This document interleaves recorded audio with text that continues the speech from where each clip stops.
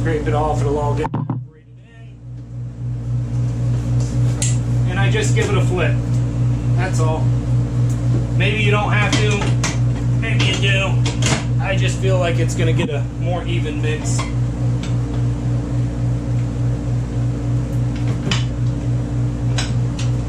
Back at it.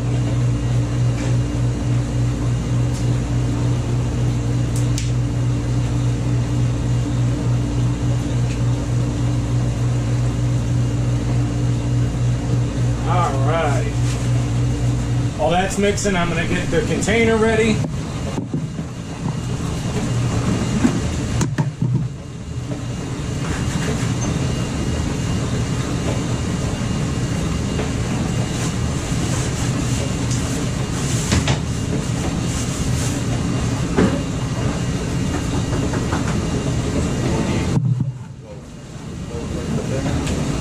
Bring you guys in here, you can see this dough starting to come together real nice.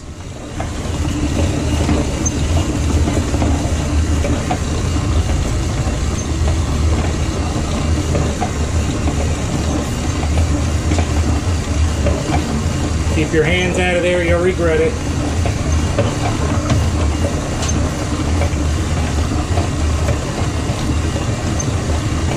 I don't know if you guys just caught that little hesitation in the mixer. It's actually got a thing that keeps it, you know, from binding up. It'll actually kind of like jump. I don't know if, I don't want to say skip a gear, but it's like it gives itself a little relief and then gets back after it. I think that's by design, not by mistake.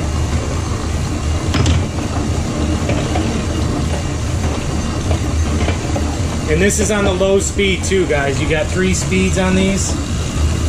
Always keep it on the low speed with the dough.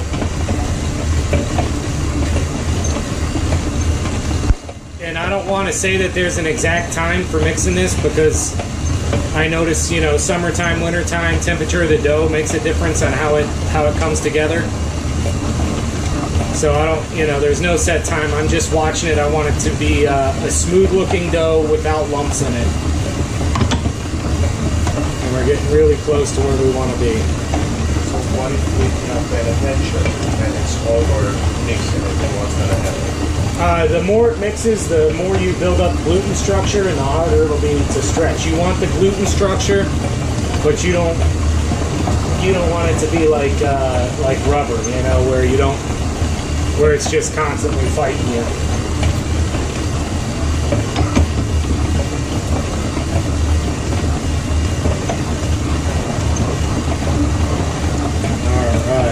Looking good.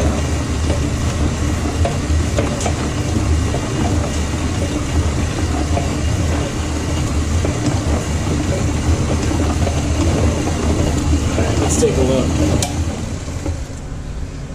See how it's nice and smooth now. You don't have a bunch of lumps. Let me put this back up here. In our cases, for these doughs, it was like, with this speed, mixing it like what? 10 minutes? I would say probably... With all the steps? Yeah, 10 minutes, maybe a little bit less. I think we're 15 minutes or so into the video. You guys will be able to see that when you go back and watch it. So now I just take it.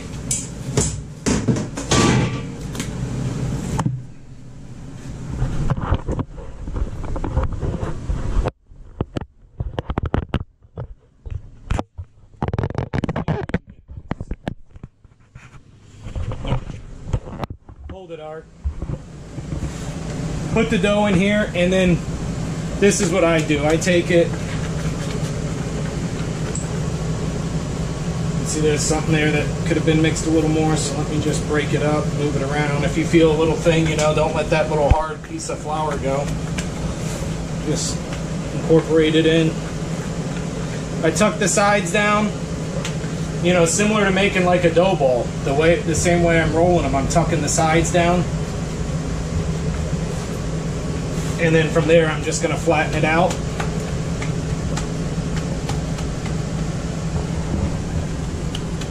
And that's it. We're pretty much done. And the reason I'm flattening it all out level is I'm right on my 5 mark, and now I'm going to watch it. Today, this is where it's always, I'm constantly changing. depending on the temperature outside and here, the time of year, the dough, all that. Sometimes I just let it barely creep over 5 and then it goes into the refrigerator. Today, it's raining, it's not as hot. We're gonna go up to the blue line and then it's gonna go into the refrigerator. We should get to that blue line in roughly about an hour. During the winter time when it's really cold, I'll let it go above that blue line. Sometimes if it's super cold, it never goes in the refrigerator until maybe a couple hours at the end of the day before it gets rolled. It just depends on where you are and your temperatures. If it's not rising, you know, then you don't want to throw it in the fridge because you're only going to get it colder. But I'm more or less letting it get kick-started to where I want it, and then it'll go in. I know if I put it in too soon, I've just been doing it so long, I know where to get it in the fridge at what time, depending on where I'm at temperature-wise in the truck. And then from there, it'll just stay in the refrigerator until this afternoon.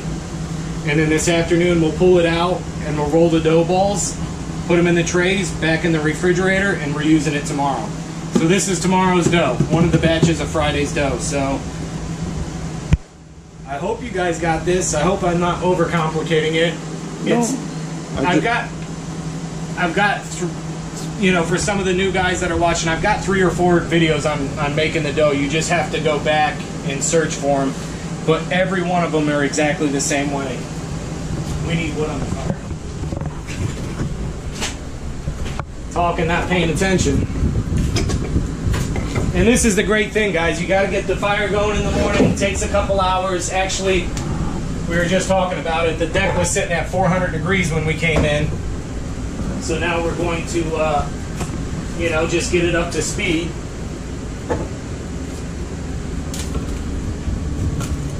And since I'm talking, messing around, we're going to put a lot of wood on there. This is smaller stuff too, and we're going to get her kicked up. But I can come up to temperature in about an hour and a half and start working. And then during my first day back from being off on the weekends, it takes about really 3 or 4 hours to start working. But it's really about 6 or 7 before I'm fully up to temp. This oven it's 3,000 pounds. It just keeps soaking up heat. So that's it, guys. If you have dough questions, ask me. But I don't like to get in the weeds about how scientific dough is. When you start messing with it every day, you figure out what works and what doesn't. And this is how I do it. There's people all over the world that do it their own way. You do it your own way. Art's in the truck. This guy's barely awake, but he's here. We're going to make another batch, and we'll talk to you guys soon. Take it easy, guys. Hit the subscribe button, and have a great day.